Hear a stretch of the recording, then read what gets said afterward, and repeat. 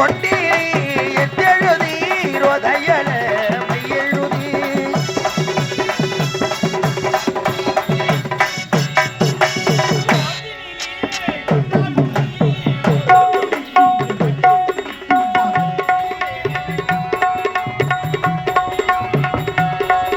நான் மயிறு நேரம் வெள்ளான் நானோ மனமுடியானேடம்மா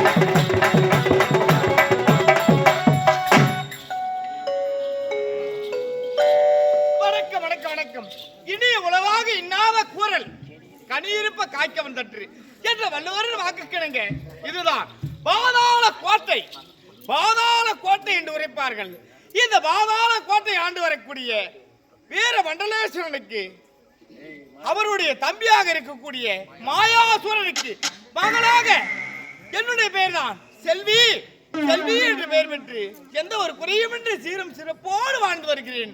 அப்படி இருந்தாலும் அனுதினமும் சென்று தந்தையை காண்பது வழக்கம். அப்படியாகட்டும் அப்பா.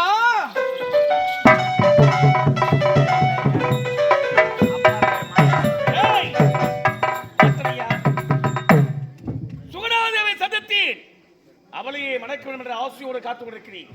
இருந்தாலும் அவளை நான் மணக்க வேண்டும் என்றால் அவள் இத்தனை நிபந்தனைகளை கட்டுப்படுத்துகிறேன். ஆகையால் என் மகள் செல்வியை நான் அழைத்ததாக விரைவாக அழைத்தவா. அம்மா செல்வி செல்வி அப்பா எப்ப எப்ப செல்லுகிறப்பா சாமி என் மக ஆசையா என் மேல வந்தா மகன் என் மேல நீ உட்காரலாமா? உட்கார்ந்தா அந்த வாரு அந்த கள்ளங்கபடம் இல்லாத ஓடக்கூடாது.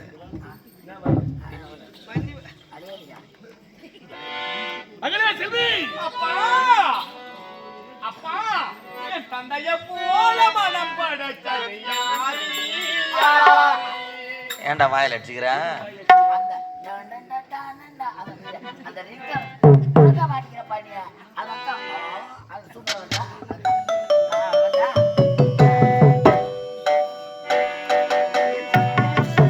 மனம் படைத்தது யாரு யாரு?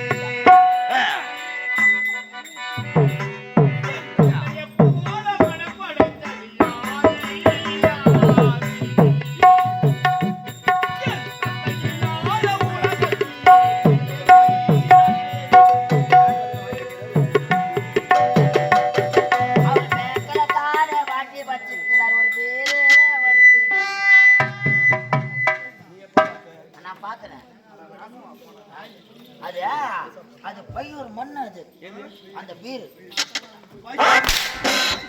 பையூர் மண்ணா? ஏடா வாசலூர் மண்ணாடா?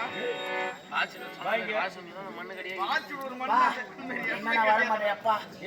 எப்ப நீ நரம்பா இருக்கிற போது ஏன் தந்தைய போல மனம் படைத்தது யாரு யாரு?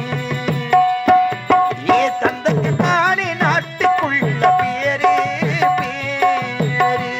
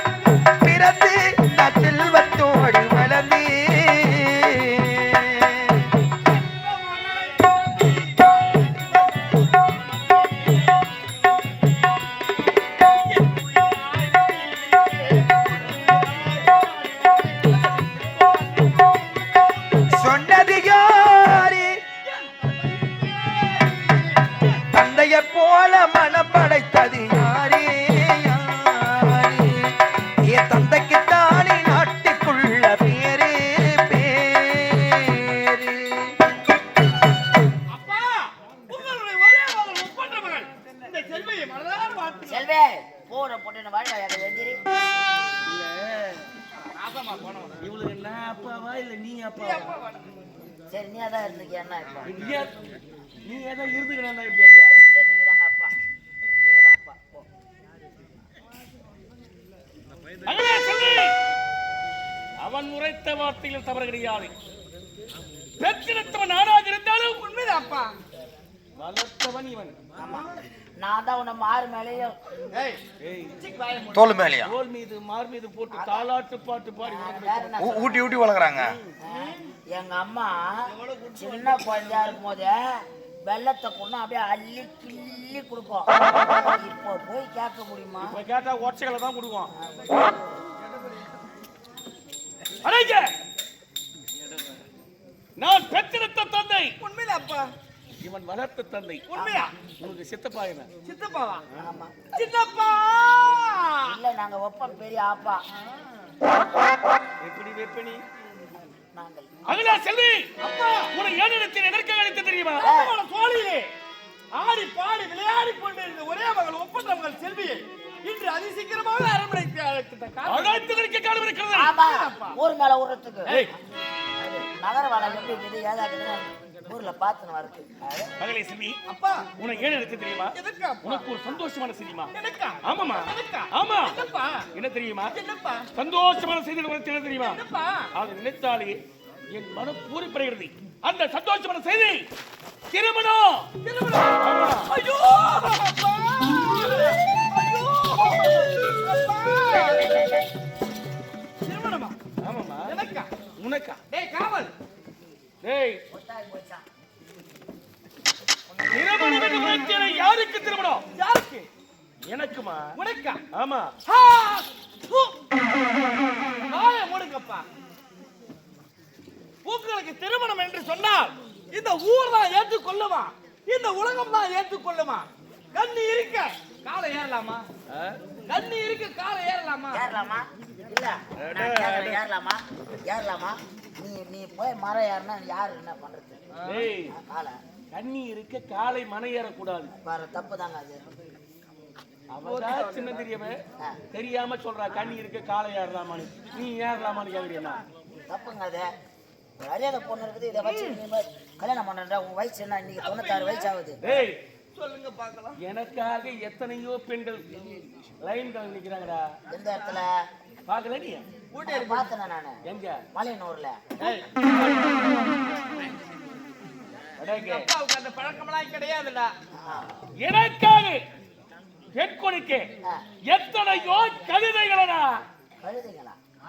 ஏய், கழுதுகள் என்றால் எத்தனையோ வட பெண்கள். அடடே, அவங்களா? நான் கழுதை நினைச்சுக்கிறேன். கைதி கல்யாணம் பண்றாளா? எனக்காக பெண் கொடுக்க எத்தனையோ பேர் காத்து கொண்டிருக்காங்க. ஆமாங்க.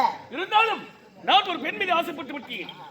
இதே நாட்டில் நமது அரண்மனையில் இருக்கிறாள். அப்படியா? அவள் பேரோ சுகுணாதேவி. அதோ பார்த்தனியா ஒரு தனித்ததொரு அறை. உண்மைதான். அந்த தனித்த அறையில் ஒரு மண்டலம் என்று சொல்லக்கூடிய 47 கௌரி பூஜை செய்து வருகிறார். 48 நாள் கௌரி பூஜையில் இருக்கிறார்கள். 47 முடிந்தவனே 49ஆம் நாள் அப்பா. எனக்கும் அவனுக்கும் திருமணம். அப்பா, அதுக்கு நான் ஏன் தொண்டு வேலை செய்ய வேண்டும்? அந்த திருமணம் நடக்க வேண்டும் என்றால் என்னால் தான் முடியும். எதற்காக? அந்த திருமணம் நடக்க வேண்டும் என்றால் என்ன செய்ய வேண்டும் தெரியுமா? நான் என்ன செய்ய வேண்டும்? அவள் செய்யக்கூடிய கௌரி பூஜைக்கு மலர் மாலையும் ஜலமும் நீதான் கொண்டு சென்று கொடுக்க வேண்டும். அப்படியா? ஆமா. நான் செய்த பாக்கியமே பாக்கியம் அப்பா. அப்படியா? உண்மைதான். ஏன் தெரியுமா? அவளோடு உன்னை நெருங்கி பழக செய்தேன். எதற்காக அப்பா? அவள் வருங்கால உனது சிற்றன்னை. உண்மைதான். ஒரு பெண்ணுடைய மனம் ஒரு பெண்ணுக்கு தான் தெரியும். ஆகினால் அவளோடு நீ நெருங்கி பழகினாள். உண்மைதான். அவள் நல்லவளா அல்லது தீயவளா என்று அவள் குணத்தை அறிந்து கொள்ளலாம். ஆகினால் தான் அவளோடு உன்னை நான் சேர்த்து அனுப்புகிறேன். விரைவிலே 42 முடியும். அவளுக்கு எனக்கு திருமணம் போறது. பிறகு நீ நினைத்த பிரகாரமே உனக்கு திருமணத்தை நான் செய்து வைக்கிறேன். அப்படி ஆகட்டும் அப்பா. இப்போதே மலர்மலை துறைக்கு சென்று நந்தவன செல்லுங்க. ஆடி பாடிபட்டி மலர்மலை அழைத்து ஆர்வக கொடுத்து ஜலத்தை விடுவா போ. அப்படி ஆகட்டும்.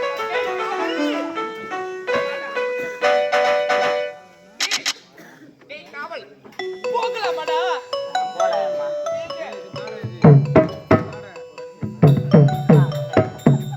அப்படியா? ஏண்டா?